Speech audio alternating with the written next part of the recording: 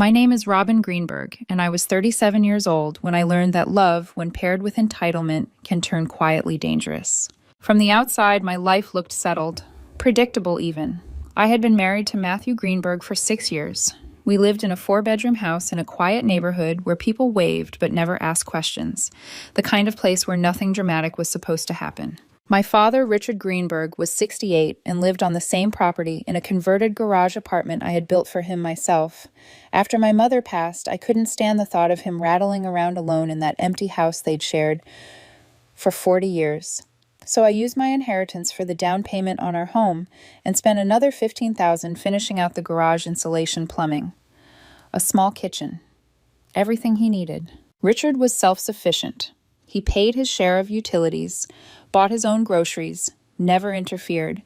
If anything, he made our lives easier. He fixed things before I even noticed they were broken, gave us space, treated our home like a privilege, not a right. Matthew's parents, Leonard and Carol Foster, lived 2 hours away, retired early, healthy, social. Leonard golfed several times a week. Carol ran a book club and volunteered at the library. They owned their house outright and traveled more than we did. Just last month, they'd gone on a Mediterranean cruise. Which is why, when Matthew brought it up, I genuinely thought I'd misheard him. "We need to talk about the living situation," he said one Tuesday night, not looking up from his plate. I asked what he meant, already uneasy. "My parents are getting older," he continued. "They need family support. They should move in with us." I remember blinking. Once, maybe twice, trying to catch up. "They're on a cruise," I said carefully. "Right now." "That's not the point," he replied. "They won't always be able to do that." Something about the way he said it, flat rehearsed, made my stomach tighten. "So what's the plan?" I asked. He finally looked at me. "They move into the garage apartment. Your dad goes into a facility." The room went silent. I laughed. Not because it was funny, because it was so absurd my brain rejected it outright. "You're serious," I said. "Completely." He went on about pensions cost fairness, about how his parents had sacrificed for him, about how my father would adjust. That was the moment I understood this wasn't concern. It was calculation. And when I told him no, when I said my father was staying, Matthew's face didn't crumple in disappointment. It hardened. "Then my parents move in anyway," he said. "Family comes first." That night, lying awake beside a man who suddenly felt like a stranger, I realized something fundamental had shifted. And once that line was crossed, there was no uncrossing it. By morning, the argument hadn't cooled. It had fermented. Matthew moved through the house with a tight, performative calm, the kind people use when they believe they're being reasonable and the other person is being irrational. He made coffee without asking if I wanted any, left cabinet doors open, sighed loudly when I didn't speak first. I replayed the conversation from the night before on a loop, trying to locate the moment where it had gone wrong, where a discussion about planning ahead had turned into my father being treated like an obstacle to be removed. When I finally brought it up again, Matthew didn't hesitate. "I don't understand why you're being so difficult," he said, leaning against the counter. "This is about family." "I agree," I replied, "which is why my father is staying exactly where he is." That's when the tone changed. "You're choosing him over me," he said quietly enough that it almost sounded like pain instead of accusation. I stared at him. "That's not what this is." "It's exactly what it is," he insisted. "My parents need us. They gave up everything for me. And you're acting like they're asking for something outrageous." "They're asking me to send my widowed father to a nursing home," I said, "so they can take the space I built for him." Matthew ran a hand through his hair, exasperated. "You keep framing it like that." "Because that's what it is." The argument stretched on for hours, looping in circles that always landed in the same place. He cried at one point, real tears, or at least convincing ones, said I was cold, that I lacked empathy, that if the roles were reversed, he'd do anything for my parents. I noticed he never answered when I asked why his parents couldn't stay in their own home. By midnight, I was exhausted, angry, and deeply unsettled by how easily he dismissed my father's dignity when it conflicted with his comfort. I went to bed without resolution. At 3 a.m, wide awake, staring at the ceiling, a thought crept in, quiet at first, then sharper the longer I held it. If he wanted his parents to move in no matter what, then fine. They could move in, just not the way he expected. The next morning, I poured coffee and sat across from him at the table, my voice steady in a way it hadn't been all week. "You're right," I said. "Family comes first." His head snapped up. "Really?" "Yes," I continued. "Your parents should move in." Relief flooded his face so fast it almost startled me. He smiled, reached for my hand, thanked me for finally understanding what matters. What about my dad? He asked cautiously. He's staying, I said. That doesn't change. Matthew hesitated, but the victory was too sweet to question. When are they back from their cruise? I asked. Next Thursday, he said. I'll call them today. Perfect, I replied. I'll get their space ready. I spent the next week in the basement. Not the guest rooms, not the office, the basement. And with every concrete floor scrubbed, every extension cord plugged in, every cheap purchase stacked into a corner, my resolve hardened. Because if Matthew believed family first meant sacrificing mine for his, he was about to learn how literal I could be. The basement had always been an afterthought. Concrete floors, exposed studs, one bare bulb hanging from the ceiling like an accusation, boxes stacked without logic, holiday decorations, old furniture tools I never used anymore. There was a utility sink and a toilet from when the house was built, but no warmth, no comfort, no illusion that someone actually belonged there. By the end of the week, it technically qualified as living space. I made several trips to the store while Matthew assumed I was upstairs clearing out the guest rooms.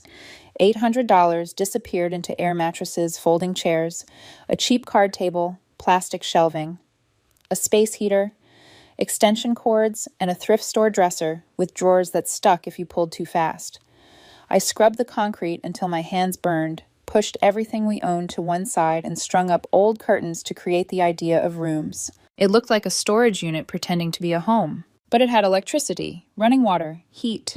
And that was the point. I even typed up a lease agreement late one night, half joke, half prophecy.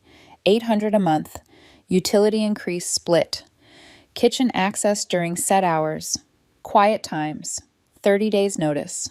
I didn't show Matthew. He was too busy on the phone with his mother laughing, telling her how excited he was that we were finally becoming a real family. Leonard and Carol returned from their cruise, tanned, energized, posting photos everywhere. When Sunday arrived, they pulled into the driveway in Leonard's Cadillac luggage, packed smiling like people who believed they were being welcomed into something better than they'd left behind. Matthew opened the door. Welcome home. Carol hugged him. Where are our rooms? I stepped forward. I'll show you. I led them past the stairs, past the guest rooms, past Matthew's confused stare, down to the basement door. When I flipped on the light, the silence was immediate and absolute. This is the basement, Leonard said. Yes, I replied. Your space. Carol's face twisted. You expect us to live down here? You're moving in, I said evenly. This is where... Matthew finally found his voice. Robin, what are you doing? Their rooms are upstairs. I looked at him. You said they were moving in. You didn't specify where. I handed Leonard the lease. Carol began to cry, not softly, loudly, angrily. I'm not paying rent to live in a basement, Leonard snapped. Then don't move in, I said. Those are the options. Matthew ripped the paper from Leonard's hands. What the hell is wrong with you? What's wrong, I replied, is trying to evict my father so your parents can live rent-free in the space I built for him.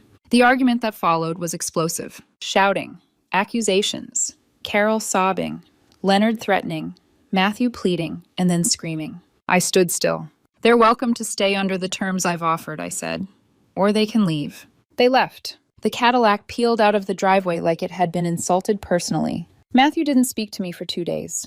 But that silence didn't mean peace. It meant escalation. The silence lasted exactly 48 hours. Not the peaceful kind. The kind that presses on your chest and dares you to break first. Matthew slept in the guest room, ate without me, spoke to walls instead of answering questions.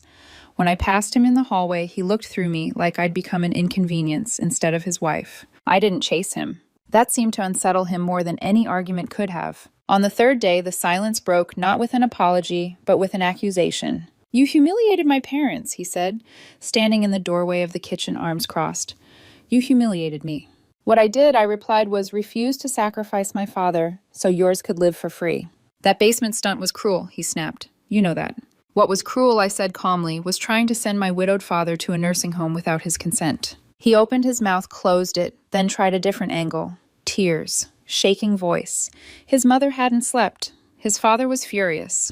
Everyone thought I was heartless. I didn't budge. That's when the dirty tactics started. First came social media. Matthew's sister Lauren, someone I barely spoke to, began posting vague quotes about respecting elders and toxic people who forget where they came from. Photos of Leonard and Carol looking solemn on their porch. Comment sections filled with strangers agreeing that some wives forget their place. Matthew liked every post. Then my father called me. Everything okay? He asked gently. Carol had called him, told him I was planning to move him out soon, that Matthew was scared to tell him. My father laughed in her ear and hung up. Next came the money. We had separate accounts and one joint household account for bills. I noticed a transfer, $1,500 sent to Carol. For their expenses, Matthew said when I confronted him. Since you were so cruel. They're at a casino resort, I replied. That's not struggling. I moved my contribution out of the joint account the next morning. Then came the lease email. I revised it, made it cleaner, clearer, more official. Sent it directly to Leonard and Carol. Carol replied in 5 minutes. You're a disgrace, I replied once. Offer expires in 7 days. Matthew found out when his phone rang, and Carol screamed. You're trying to extort my parents, he yelled. I'm offering housing below market rate, I said.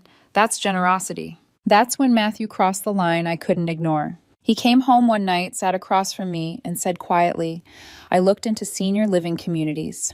My blood went cold. For who, I asked. For your father, he said. It's better for everyone. Better for everyone except the man who raised me. In that moment, I understood something clearly and without illusion. This wasn't about space. It wasn't about money. It was about whose family mattered more. And Matthew had already chosen. I didn't raise my voice. I didn't slam my hands on the table or storm out of the room.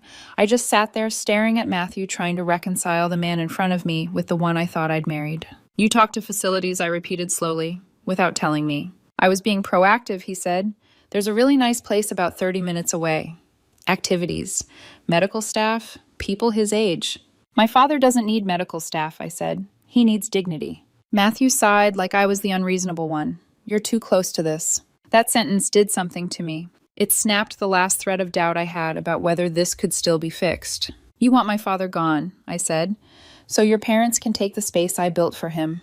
After everything that's happened, you still think that's acceptable? He didn't answer. He just looked tired, annoyed.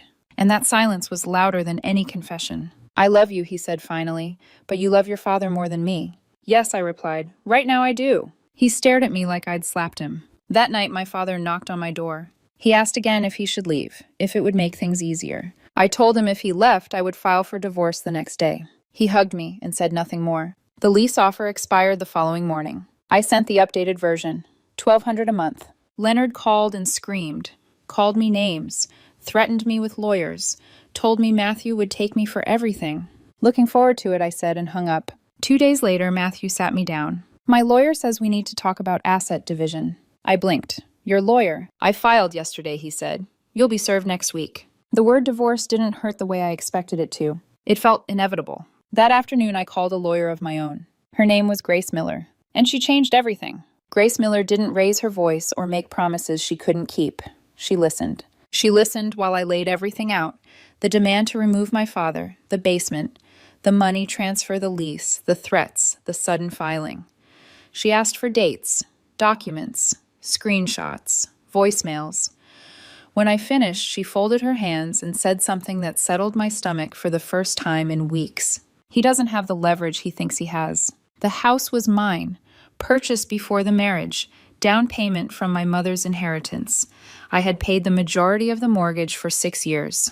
Matthew was entitled to some equity, but not control, not my father's home, not my life. When Matthew realized I had retained counsel, the tone shifted from righteous anger to strategic cruelty. His parents started calling my relatives, telling them I was financially abusive, that I'd isolated him, that I was controlling. My aunt called, confused and worried. I explained everything slowly, calmly, with receipts. She called Carol back and tore into her so thoroughly Carol blocked her. Then Matthew tried my father. He showed up at the garage apartment while I was at work crying, saying I'd changed, saying he was scared of me, saying he needed help convincing me to go to counseling. My father put him on speaker and called me. I know what you asked Robin to do, my father said evenly. You don't get to rewrite that. Matthew left in tears and told his parents my father had verbally attacked him. Leonard threatened to come over and handle it. I told him if he set foot on my property, I'd call the police. He didn't come. Then Matthew went lower. A police officer knocked on my door one afternoon. Matthew had filed a report claiming I'd destroyed his personal property in a fit of rage. The property in question, old photo albums he'd left in the basement years earlier. They were dusty. That was it. The officer looked embarrassed, warned me quietly that Matthew was trying to establish a pattern, told me to document everything. I already had. Mediation lasted 4 weeks. Matthew demanded the house half my retirement and for me to cover his legal fees because I'd caused the divorce. Grace dismantled that argument piece by piece. In the end, we settled. I kept the house. My father stayed. Matthew received $35,000 for his share of equity. We kept our own retirement accounts. No alimony. He signed like someone swallowing poison. As he walked out, he looked at me and said, "You're stealing from me." Grace replied before I could. "She's giving you more than you're entitled to." Matthew didn't speak to me again, but his parents tried. The divorce finalized 3 weeks later. Matthew moved back in with his parents, ironically, the very people who had insisted they needed our house to survive. Through mutual acquaintances, I heard it was going about as well as you'd expect. Constant arguments, no privacy, Carol inserting herself into everything, Leonard controlling finances for everyone's good. Shocking. Carol sent one final text before I blocked her. "You destroyed my son's life. You'll die alone and miserable." I didn't reply. Leonard tried to get the last word through my father, left him a voicemail about real men and family duty. My father responded once. "Real men don't try to steal another person's home. Lose this number." They did. The house is quiet now. I repainted the bedroom, turned the guest room back into my office. The basement is still unfinished. Sometimes I go down there and see the deflated air mattresses in the corner and laugh not because it was kind, but because it was necessary. My father still lives in his apartment. We have dinner together twice a week. He misses my mother, but he says having family close makes the days easier. Matthew hasn't contacted me since mediation. Last week, I got a text from an unknown number. "This is Leonard. Carol's in the hospital." I forwarded it to Matthew. He didn't respond. I blocked the number. Because here's the truth I learned the hard way. Family first is a weapon people use when they want you to sacrifice yourself quietly. Boundaries aren't cruelty, they're survival. My father is safe, my home is mine, my life belongs to me again. Let them tell their version of the story. I sleep just fine. My name is Susan Whitmore, and I was 37 years old when my husband looked across our dinner table and calmly suggested I put my grieving father into a nursing home so his perfectly healthy parents could move into our house. We had been married for 6 years, long enough that I thought I knew the shape of his values, long enough that I believed disagreements ended in compromise, not ultimatums, long enough that I didn't expect betrayal to sound so practical. My father, Richard Whitmore, was 68 and living in the converted garage apartment behind our house. I built it for him myself the year my mother died. Proper insulation, a kitchenette, a full bathroom, every detail measured twice, because grief makes your hands shake when you don't expect it. He paid his share of utilities, bought his own groceries, kept to himself, sometimes too much, but he was close, and after losing my mother, that mattered more than convenience. My husband's parents, Lawrence and Margaret Hale, lived 2 hours away in a house they owned outright. Retired early, healthy, social. Lawrence golfed 3 times a week. Margaret volunteered at the library and ran a book club. The week before this conversation, they were posting photos from a Mediterranean cruise they'd paid for in cash. So when my husband said, "We need to talk about the living situation," I assumed he meant something minor. Storage, parking, maybe repainting the guest room. Instead, he said my parents need to move in. I laughed at first, not because it was funny, but because my brain needed time to catch up.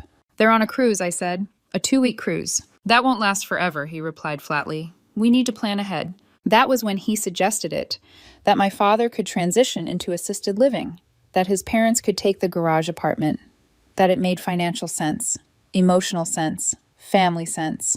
I stared at him wondering when exactly my marriage turned into a negotiation where my father was the bargaining chip. By the time I went to bed that night, my chest hurt from holding everything in. By 3 a.m, sleep was impossible. That's when I thought about the basement. And that was the moment everything changed. I didn't argue with him the next morning. That alone should have scared him. Instead, I poured coffee, sat across from my husband at the kitchen table, and listened to him talk himself into believing he'd finally won. He looked tired but smug, like someone who thought the storm had passed simply because the thunder stopped. "You were pretty emotional last night," he said carefully, as if choosing neutral words would erase what he'd asked of me. "I just want us to be on the same page." I took a slow sip of coffee, let the silence stretch long enough to make him uncomfortable. "You're right," I said. His eyebrows lifted. "About family first." I met his eyes. "Your parents should move in." The relief on his face was instant and unguarded. He smiled in a way that made my stomach twist, reached across the table, and squeezed my hand like I'd finally passed some invisible test. "I knew you'd come around," he said. "I knew you'd understand what really matters." What mattered? As if my father quietly rebuilding his life after burying his wife was an inconvenience we'd simply failed to schedule around. "When are they back from their cruise?" I asked. "Thursday," he said eagerly. "I'll call them today." "Good," I replied. "I'll get their space ready." That was the moment he hugged me, thanked me, told me how proud he was of my growth. He went upstairs to call his mother, voice already warm and celebratory, while I sat alone at the table and felt something inside me go very still. I wasn't surrendering. I was complying. The basement became my project. Our house had a full, unfinished basement we never used for anything except dumping junk. Concrete floors, exposed studs, one naked bulb dangling from the ceiling like an accusation. Old boxes, broken furniture, my tools scattered wherever I'd last dropped them. There was a utility sink and a toilet from when the house was built, but that was it. No walls, no warmth, no dignity. For 3 days, while my husband happily told his parents they'd finally be a real family, I worked down there. I cleaned first, scrubbed the concrete until my knees ached, pushed everything to one side, threw out what I could, kept what I had to. Then I went shopping not generously but deliberately. 2 cheap air mattresses, folding chairs, a card table, a mismatched dresser with drawers that stuck, plastic shelving units, a space heater because I wasn't a monster, extension cords, one flimsy privacy screen meant to suggest separation where there was none. I hung old curtains from tension rods to create the illusion of rooms, set the air mattresses on opposite sides like an afterthought. The card table became a dining area. The plastic shelves became closets. It looked like a college dorm had collided with a storage unit. But it was inhabitable. Running water, electricity, heat, a toilet, shelter. I even typed up a lease agreement late one night, mostly to see how it would feel. $800 a month. Utilities split. Shared kitchen access during designated hours. Quiet hours. 30-day notice. I printed it out and folded it carefully, then tucked it into my desk drawer upstairs. My husband never came down to check my progress. He didn't ask what I was doing, only smiled whenever he passed me on the stairs, thanking me again for doing the right thing. On Thursday, his parents returned from their cruise, tanned and glowing, posting photos everywhere, sunsets, cocktails, smiling faces framed by ocean blue. On Sunday, they were scheduled to move in. I stood at the top of the basement stairs that morning, hand on the light switch, listening to the sound of their car pulling into the driveway. And for the first time since that dinner conversation, I felt completely calm. They arrived just after noon. I heard the car doors slam first, then laughter loud, relaxed. The kind of laughter that comes from people who have never been told no in a meaningful way. Through the front window, I saw Lawrence Hale's silver Cadillac parked crookedly in the driveway, the trunk already open and stuffed with luggage. Designer suitcases, golf clubs, a garment bag. Struggling, apparently. My husband practically bounced to the door. He opened it before they could knock. "Welcome home," he said, arms wide. Margaret Hale swept inside first and hugged him, then turned to me with a practiced smile. "Oh, Susan, we're so excited. It's going to be wonderful, all of us together." Lawrence clapped his hands once. "So," he said, looking around, "where are we staying?" I stepped forward before my husband could answer. My voice was calm, pleasant even. "Follow me," I said. "I'll show you." I didn't head upstairs. I turned toward the basement door. There was a half second where no one reacted, where their brains were still catching up to the direction my feet were moving. Then my husband frowned. "Susan," he said, quietly confused. "What are you doing?" "Their rooms are—" I opened the door and flipped on the light. The bulb flickered once, then flooded the basement in harsh white glare. The concrete floors gleamed dully. The curtains hung unevenly. The air smelled faintly of cleaning solution and dust. Silence fell like a dropped plate. Margaret's smile froze. Lawrence leaned forward, squinting down the stairs. "This is the basement," Lawrence said slowly. "Yes," I replied. "Your new space." My husband stared at me like I'd started speaking another language. "This isn't funny." "I'm not joking," I said. "I got you beds, furniture, privacy screens. There's a heater. Sink and toilet are right there." Margaret's face flushed. "You expect us to live down here?" "You're living here," I corrected, "under the terms we discussed." "We didn't discuss this," my husband snapped. "You said your parents were moving in," I replied. "You didn't specify where." Lawrence let out a sharp laugh. This is unacceptable. I reached into my bag and pulled out the folded paper, smoothed it once before handing it to him. That's the lease I said. $800 a month. Utilities split. Kitchen access during designated hours. Margaret's hands started shaking. You want us to pay you to live in a basement? My father pays his share, I said evenly. I don't run a charity. My husband lunged forward and snatched the paper. What the hell is wrong with you? He hissed. You're humiliating them. No, I said. I'm enforcing boundaries. Lawrence's face turned red. I will not pay rent to live like a tenant in my son-in-law's dungeon. Then don't move in. I shrugged. Those are the options. Margaret's eyes filled not with sadness, but fury. Tell her she snapped at my husband. Tell her this isn't happening. He looked between us, panic flickering across his face. Susan, please. This isn't what I meant. You were very clear, I said. My father leaves. Your parents stay. Family first. This is cruel, he said. So was asking me to evict my grieving father, I replied. Lawrence jabbed a finger at me. You smug little... Careful, I interrupted, voice sharp now. You're a guest in my house. My name is on the deed. The argument exploded after that. Margaret crying, Lawrence shouting, my husband pleading, accusing, begging me to stop. But I didn't raise my voice. I didn't apologize. I repeated the same sentence until it lost all its power. They can stay under these terms, or they can leave. They left. Lawrence slammed the door so hard the frame rattled.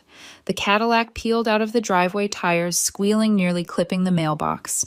The house fell silent. My husband stood in the living room, staring at the door like it might come back and fix everything. I went upstairs and locked myself in the bedroom. That was the moment our marriage stopped being salvageable. He didn't speak to me for 2 days. Not a word, not a glance. He slept on the couch, ate meals, standing at the counter, and slammed doors just loudly enough to make his anger known without actually confronting me. I let him. Silence, I learned quickly, only works if the other person is afraid of it. I wasn't. On the third night, he cracked. We need to talk, he said, standing in the doorway of the kitchen while I washed a single plate. Mine. I'm listening. You humiliated my parents, he said, voice tight. You humiliated me. What you did was cruel, Susan, and you know it. I turned off the faucet and faced him. What I know is that you tried to remove my father from his home so your parents could take his place. That's not what I meant. Then you should have been clearer, I said. You said they were moving in no matter what. I made space. He ran a hand through his hair, switching tactics. Tears welled in his eyes on cue. My mom hasn't been sleeping. She's devastated. Everyone thinks you hate them. I don't hate them, I replied. I just won't sacrifice my father for them. That's when the phone calls started. Margaret left a voicemail first. Cold, measured, threatening. She told me I'd been disrespectful, that I owed her an apology, that there would be consequences if I didn't make things right. Lawrence followed louder and angrier, suggesting what I'd done bordered on elder abuse. I saved both messages. Then came the social media posts. My husband's sister Lydia, whom I barely knew, began posting vague dramatic quotes about family loyalty and honoring your elders. Photos of his parents looking sad in their living room.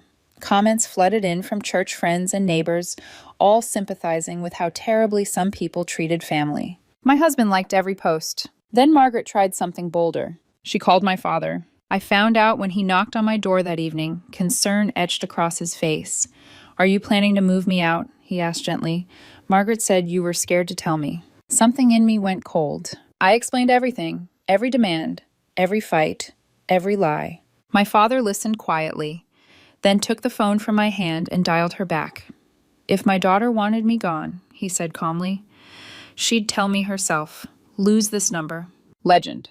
The next escalation was financial. We had separate accounts and one joint household account. I noticed the balance was lower than it should have been. When I checked the transactions, I saw it $1,500 transferred to Lawrence and Margaret. I was helping them, my husband said defensively when I confronted him. After what you did, they need it. That's our money, I said. I work, he snapped. I can spend it how I want. Not on charity without discussion, I replied. The next morning, I moved my contribution out of the joint account. Told him he could handle the bills himself if he wanted to keep funding his parents' lifestyle.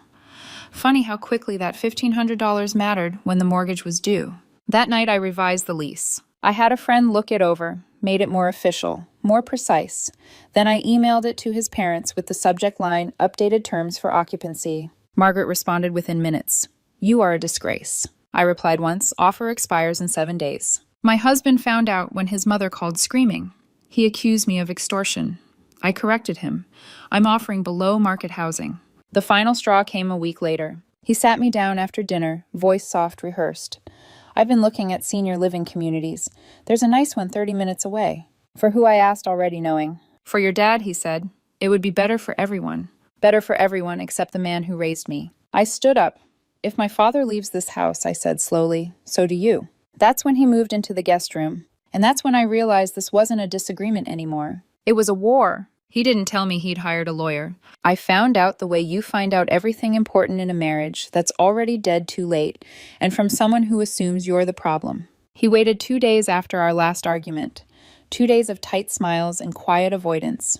Then he sat across from me at the dining table, hands folded, voice unnervingly calm. My lawyer says we need to discuss asset division. I blinked. Your lawyer? I filed yesterday, he said. You'll be served next week. That word filed landed heavier than I expected. Not because I was heartbroken, because it confirmed what I'd already known the moment his parents didn't get what they wanted. I stopped being his wife and became an obstacle. Okay, I said. Then we'll let the lawyers talk. He didn't like that answer. He laid out his demands like he was reading from a menu he'd already decided on. He wanted the house because his parents needed it, half my retirement, and for me to cover his legal fees since I'd caused this whole situation. I didn't argue. I didn't negotiate. I called a lawyer that afternoon. His name was Gregory Levin, recommended by a colleague who'd survived a brutal divorce. First consultation was free. I brought documents, deeds, bank statements, inheritance records. Greg flipped through them once, then smiled. She's not getting the house, he said. He explained it clinically. The house was mine before the marriage. The down payment came from my mother's inheritance. I'd paid the majority of the mortgage. My husband was entitled to some equity, but not ownership. His parents, not a factor. They'd never lived here. No tenancy. No leverage. Music to my ears. When my husband realized I wasn't panicking, the dirty tricks escalated. Margaret started calling my relatives. Told my aunt I was financially abusing her son, that I was isolating him from his family. My aunt called me immediately. I told her everything. She called Margaret back and apparently said things Margaret didn't appreciate because she blocked my aunt afterward. Then my husband tried to use my father. He went to the garage apartment while I was at work, cried, told my father I'd changed, that he was scared of me, that I was tearing the family apart. My father called me on speaker. You asked her to throw me out, he said flatly. That tells me everything I need to know. My husband left in tears and told his parents my father had attacked him verbally. The lowest blow came next. He filed a police report, claimed I'd destroyed his personal property in a rage. The property in question, old photo albums he'd left in the basement for years. They'd gotten dusty during the cleanup. A police officer showed up visibly annoyed, took photos, took statements, then quietly warned me. Your spouse is trying to build a domestic violence record. Document everything. I did. 4 weeks later, we were in mediation. Greg was right. I kept the house. My father stayed. My husband got $35,000 as his share of equity. Fair. He signed through clenched teeth, furious he wasn't getting more. His parents sent one final barrage of messages. Accusations, curses, prophecies of loneliness. I blocked them all. The papers were signed. The war was over, and for the first time in months, I slept through the night. The divorce was finalized on a Tuesday morning, quietly without drama or witnesses.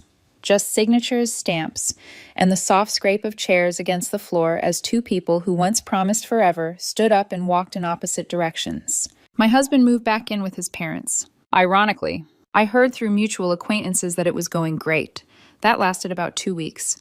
Apparently, the same parents who demanded priority access to my home had opinions about everything in theirs, how he spent his money, how late he stayed out, who he talked to, what he ate, why he wasn't doing better. The house was cramped, privacy non-existent, gratitude conditional. The irony was so sharp it almost felt deliberate. Margaret continued posting inspirational quotes on social media about God removing toxic people from your life. Lawrence kept driving the Cadillac. Neither acknowledged the role they played in detonating their son's marriage. The last message I ever received from Margaret came 3 days after the settlement. You destroyed my son's life. You'll die alone and miserable. I blocked the number without replying. Lawrence tried once more, leaving my father a voicemail about real men taking care of family. My father's response was brief and recorded. Real men don't try to steal another person's home. Contact me again and I'll file harassment charges. They stopped. The house grew quiet in a way I hadn't realized I was craving. I repainted the bedroom, turned the guest room back into my office, boxed up everything my husband left behind and handed it over without a word. When he came to collect it with his sister, he didn't look at me. I didn't ask him to. The basement stayed unfinished. Every now and then, I'd go down there to grab something and see the deflated air mattresses tucked into the corner, the plastic shelves stacked against the wall, the curtains folded and forgotten. It made me laugh every time. My father is still in the garage apartment. We have dinner together twice a week. He misses my mother. I miss her too. But he tells me having family close makes the grief easier to carry. That alone makes everything worth it. People ask if I regret how things ended, if the basement stunt was too much, if it cost me my marriage. Here's the truth. The basement was never about punishing his parents. It was about drawing a line, about refusing to let someone walk into my life and rearrange it for their convenience, about protecting my father's dignity when the person who vowed to love me tried to trade it away. He wanted family first. He got it, just not the family he expected. As for me, my house is mine. My father is safe. My life is quiet, steady, and honest again. And somewhere out there, I'm sure they're still telling everyone I'm the villain in their story. I sleep just fine with that. My name is Mildred Shoemaker. I'm 30 years old, and I make a living predicting how things fall apart before they actually do. I'm an analyst by profession. Not the glamorous kind that ends up on magazine covers or gives TED Talks about disruption, but the quiet, methodical kind who sits with spreadsheets long after everyone else has gone home, tracing patterns that most people miss. I assess risk. I quantify loss. I decide with uncomfortable precision what something is truly worth and when it's time to walk away. For 2 years, I was convinced that love was the one variable I couldn't measure. My boyfriend Daryl Swain was everything I wasn't. Where I lived in forecasts and contingencies, Daryl lived in momentum. He was creative, charming, endlessly confident in ideas that arrived fully formed in his head and demanded immediate belief. He didn't plan, he envisioned. He didn't worry, he trusted the universe to catch him. For a long time, that felt intoxicating, like color flooding a grayscale life. We used to joke about it. I saw the world in columns and rows. He saw it in textures and mood boards. And somehow, for a while, those two ways of seeing didn't clash. They complemented each other. 8 months ago, Daryl came to me with what he called his biggest vision yet, a high-end curated consignment boutique. Not a thrift store, he was very clear about that. This would be exclusive, invitation only. A place where the city's elite could resell $5,000 handbags and last season runway pieces without ever admitting they were done with them. He spoke with conviction, with passion, with that particular glow people get when they're already living inside the success of an idea that hasn't happened yet. He wanted to call it Alon. Daryl had the dream. I had the capital. I didn't say yes right away. That's important. I didn't get swept up and write a check over dinner. I ran projections. I asked uncomfortable questions. I hired a lawyer. I formed an LLC. I put up $80,000 of my own savings, structured, properly documented, cleanly.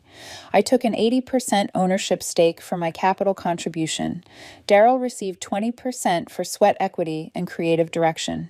He teased me for it, said I was turning romance into a board meeting, said I took everything too seriously. I smiled and told myself that love didn't have to mean recklessness. For the first few months, it worked. Daryl was energized, sourcing inventory, sketching layouts, obsessing over lighting temperatures. I watched him come alive in a way I hadn't seen before, and I told myself the climbing startup costs were normal, necessary, temporary. Then 2 months ago, Lydia Vaughn reappeared. Daryl introduced her casually, almost offhand. His ex-girlfriend, a branding strategist he'd run into at a networking event. Lydia was polished, confident, and spoke in a language that felt deliberately slippery. Synergy, alignment, narrative, cohesion. She smiled at me like we were already allies, like she already knew how this would end. Almost immediately, Daryl's vision started needing Lydia's input. The logo wasn't bold enough. The website needed a complete overhaul. The brand story had to feel experiential.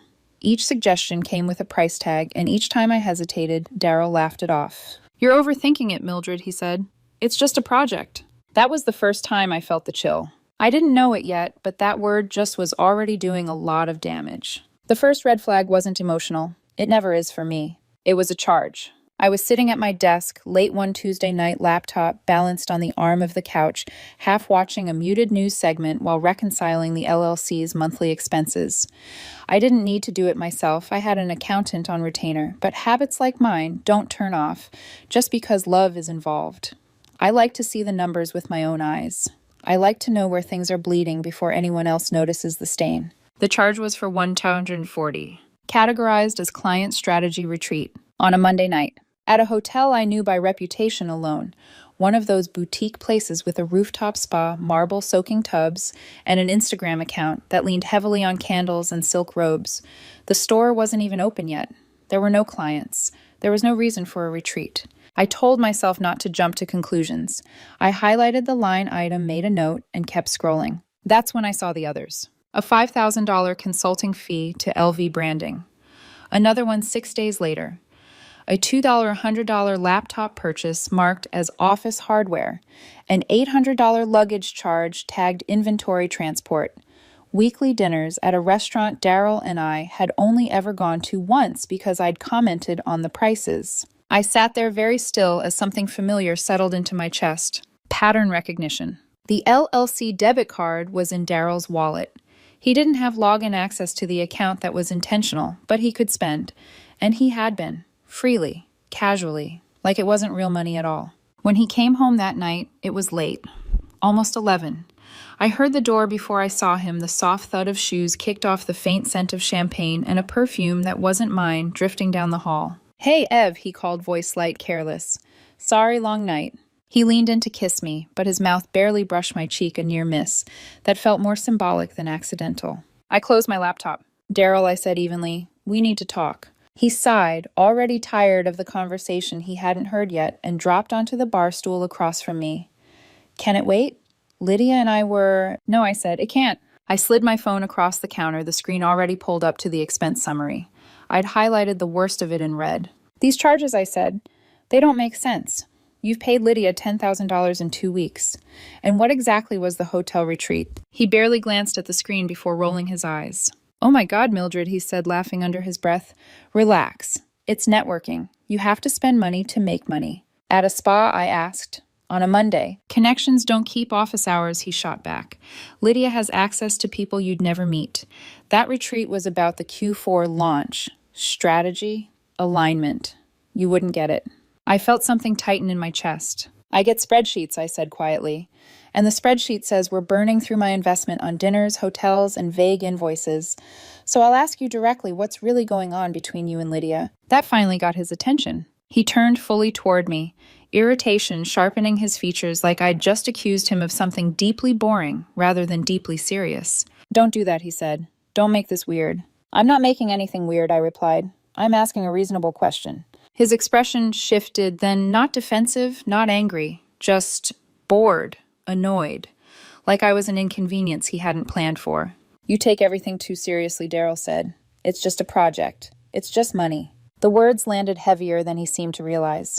"Just a project. My $80,000 was just a project." I stood up slowly. "What about us?" I asked.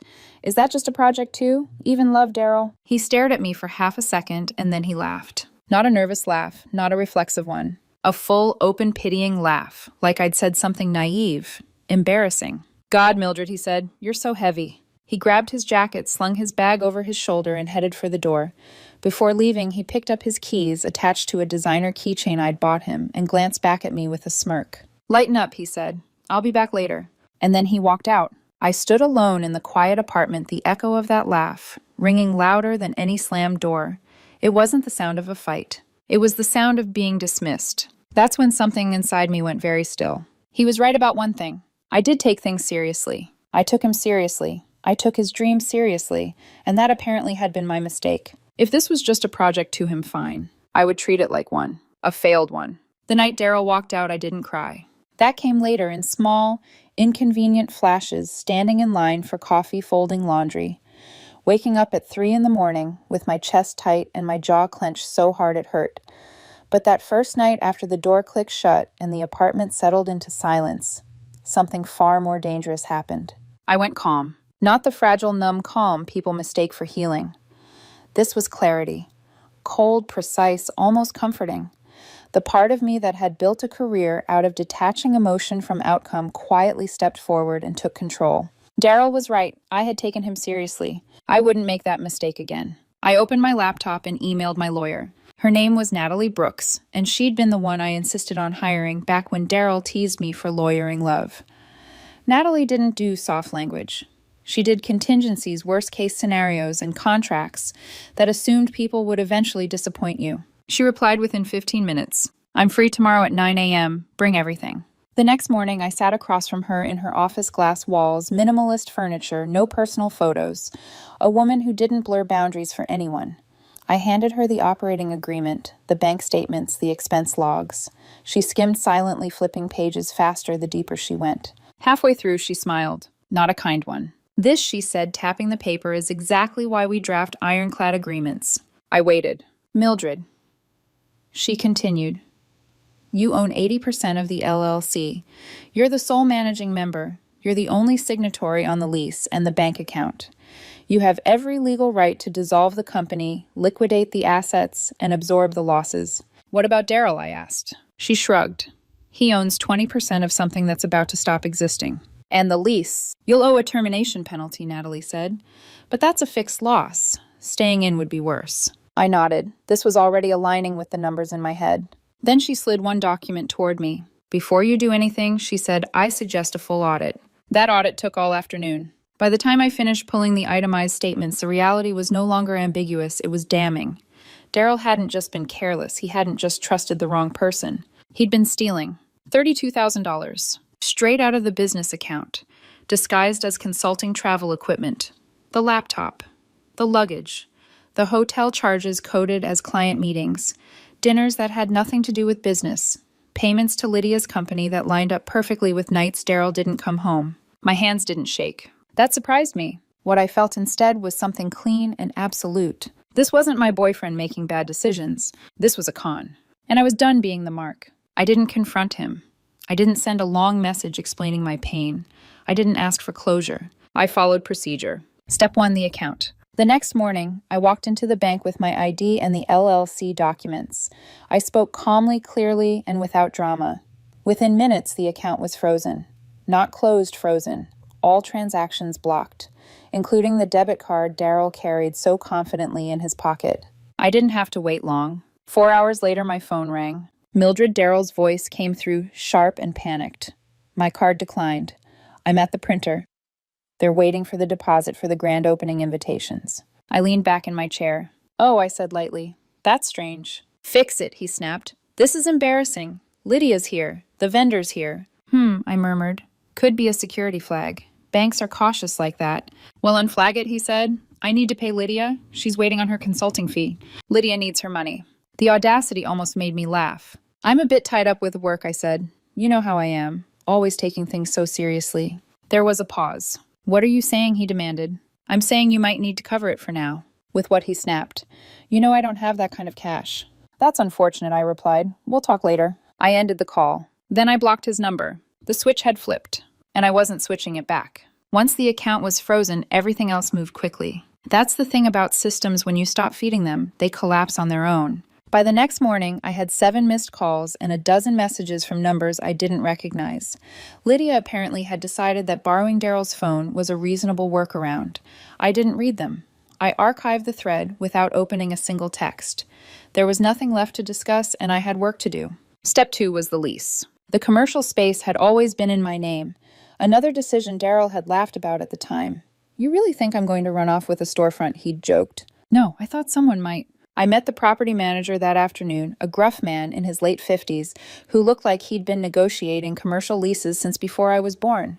He skimmed the paperwork, then looked up at me with mild curiosity. She running it into the ground, he asked. She ran it, I corrected. Past tense. He exhaled slowly. 2-year lease, he said. You signed it. I know, I replied.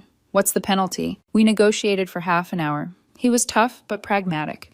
I was motivated, but realistic. We settled on $15,000, 3 months' rent to terminate early. It wasn't cheap, but it was finite, a known loss. I wrote the check from my personal account without hesitation. The space needs to be broom swept and empty by the 20th, he said. That's 2 weeks. It'll be empty by Friday, I told him. And it was. Step 3 was the assets. I spent 3 long days inside what Daryl had proudly called our flagship location. I hired a consignment broker not to sell the inventory piece by piece, but to buy it outright. Speed mattered more than pride. The designer bags, the racks of clothing, the custom-built antique counter I'd spent $10,000 on because Lydia insisted it would anchor the brand narrative. The broker offered me 60 cents on the dollar. I accepted. I sold the lighting fixtures, the shelving, the velvet couch Lydia had demanded for client experience. By the end of the week, the store was nothing but concrete walls and dust, exactly what it had been when I first signed the lease. I left one thing behind, an old broom propped quietly in the corner. At home, I did the same. I packed my belongings methodically. Clothes, books, documents. Anything that was mine went into storage.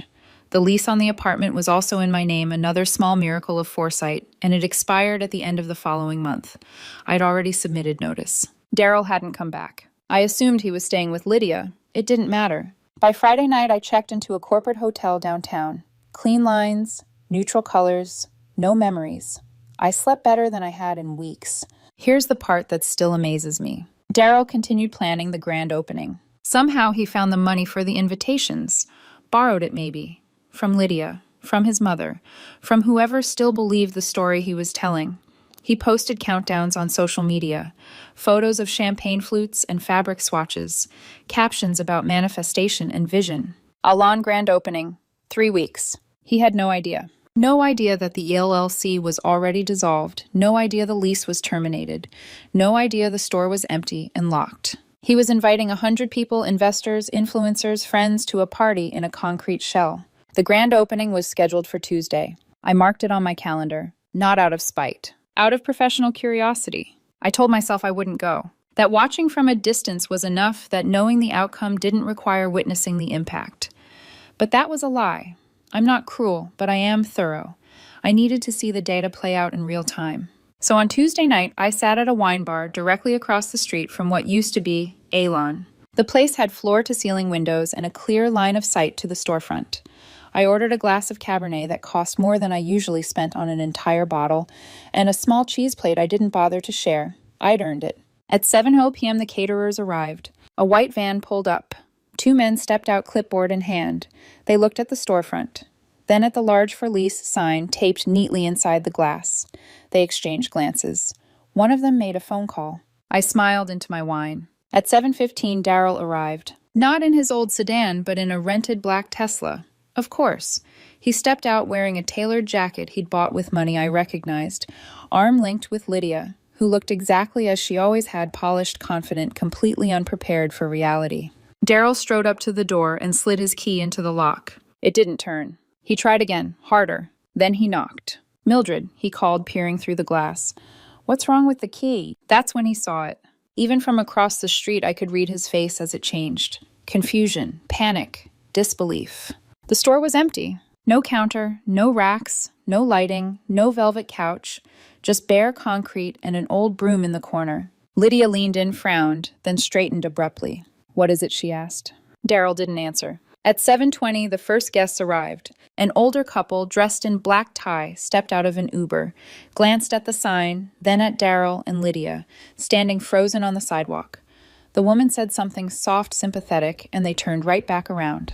That was when my phone buzzed. "An unknown number." I answered. "Mildred," Daryl whispered. "Where is it?" His voice was pure panic, undiluted. Animal. "The guests are here. The caterers are here. What's happening?" I took a slow sip of wine. "Where is what I asked?" "The store," he hissed. "Our store. It's empty. Did we get robbed?" "Oh," I said lightly. "That project." Silence. I decided not to take it seriously anymore, I continued. "You were right. It was just a project. Just money." Behind him, I could hear Lydia's voice sharpen. "What did she say?" Lydia demanded. "Daryl, what did she do?" "You told me to lighten up," I said. "And you know what? It feels incredible." "You can't do this," Daryl whispered. "You can't." "I already did." He exploded. "I'm going to sue you," he shouted. "I'll call the police." For what I asked calmly. Dissolving an LLC. I own 80% of liquidating inventory I paid for. Terminating a lease in my own name to cover theft. More silence. Guests continued arriving. Each one paused. Each one left. Lydia backed away from him slowly, eyes darting, already calculating escape. I hung up. For 10 more minutes, I watched the sidewalk fill and empty again and again, a procession of confusion and secondhand embarrassment. Eventually, Daryl collapsed onto the curb, head in his hands. Lydia kicked the sign, cursed loudly, and stormed off down the street without looking back. I finished my wine, paid the bill, and walked home. I slept very well that night. The silence that followed the grand opening should have been the end. It rarely ever is. A week passed, then another. No messages from Daryl. No public meltdown, no vague social media posts about betrayal or resilience. Just quiet, the kind that makes people assume you got away clean. That assumption never lasts. The first call came from an unknown number on a Tuesday afternoon, right as I was leaving a meeting. I recognized the voice immediately, not from memory, but from tone. Indignation wrapped in sweetness. "Mildred, honey, thank God you answered." It was Mary Ann Swain, Daryl's mother. She spoke as if we were allies in a misunderstanding, as if this was a temporary disagreement that needed smoothing over with the right words. "Daryl is a mess," she said. "He's not eating. He's barely sleeping. Whatever fight you two had, you need to fix this." "There's nothing to fix," I replied calmly. "The business is dissolved. The relationship is over." She clicked her tongue. "Don't be dramatic. You promised him that store. You can't just take a man's dream away because you're in a mood." I felt something cold slide down my spine. "I didn't take anything away," I said. "He stole $32,000 from me. I have the bank statements." There was a pause, a long one. Then she said coolly, "Lydia is a lovely young woman. Daryl needs someone creative around him.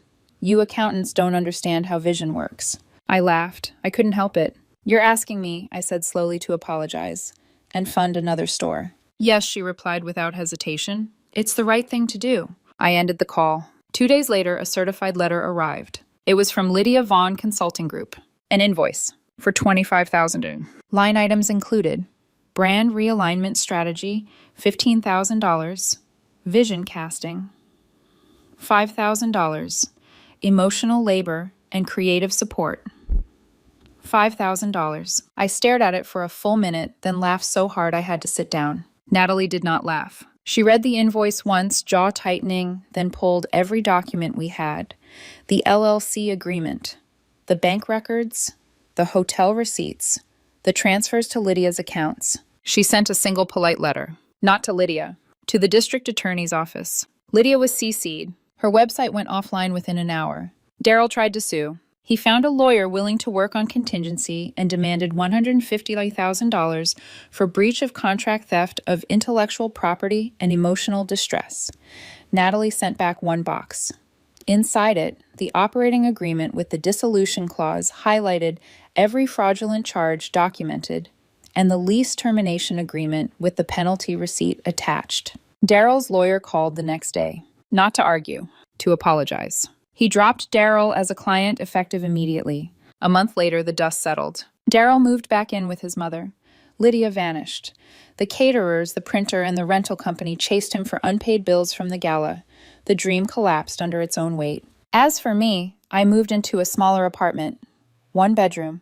Clean, quiet, entirely mine. I drink cheaper wine now, sometimes beer. I sit at my kitchen table with my laptop open reviewing spreadsheets that don't lie to me. The final cost, about $45,000, $32,000 stolen, $15,000 for the lease termination, minus what I recovered selling the fixtures. It's the most expensive lesson I've ever paid for. It stings. I'm not a hero. I wasn't brave. I was an idiot who confused love with trust and generosity with obligation. I let someone see my seriousness as a weakness, a tap they could turn and drain. So I did what I do best. I assessed the risk. I cut the loss. I liquidated the asset. I heard from a mutual friend that Daryl tells people I'm cold, calculating, sociopathic. That's fine. I can live with that. It's a lot better than being the woman who took love seriously and paid for it forever. He wanted me to lighten up. I finally did, just not in the way he expected.